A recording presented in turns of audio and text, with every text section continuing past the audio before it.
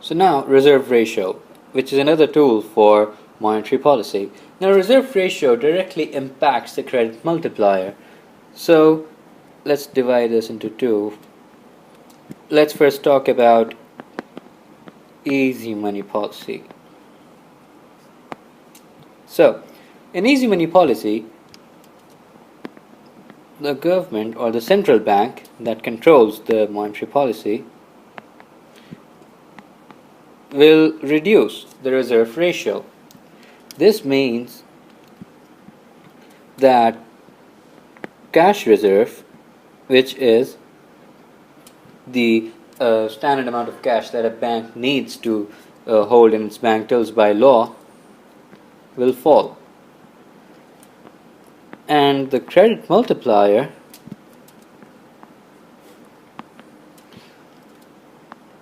will rise because cash reserve or the reserve ratio is a leakage and leakages fall. So now there is more to lend, and since there is more to lend, there will be higher credit creation.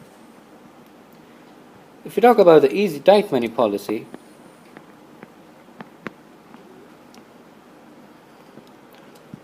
so the central bank will increase the reserve ratio, which means that the cash reserves rise, which implies leakages rise and credit multiplier falls.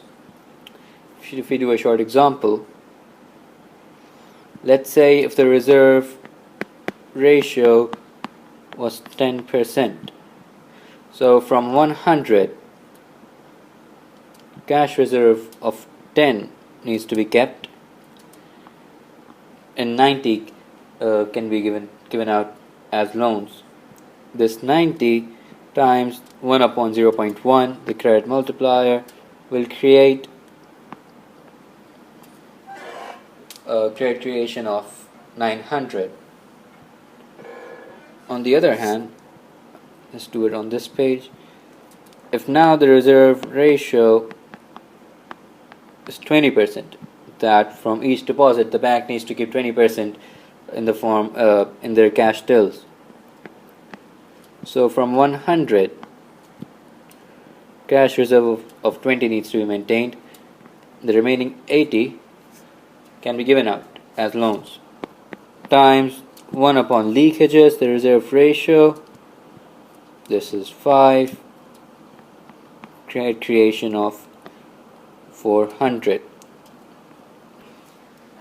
So we can see that by increasing the reserve ratio, credit creation has fallen, right? Which means that which shows why in a tight for a tight money policy the reserve ratio is increased. On the other hand, if we take a look at this example, the reserve ratio is when the reserve ratio is reduced, there is higher credit creation, which is why in an easy money policy the reserve ratio is reduced. In the next video, we'll talk about discount rates, the last tool for monetary policy.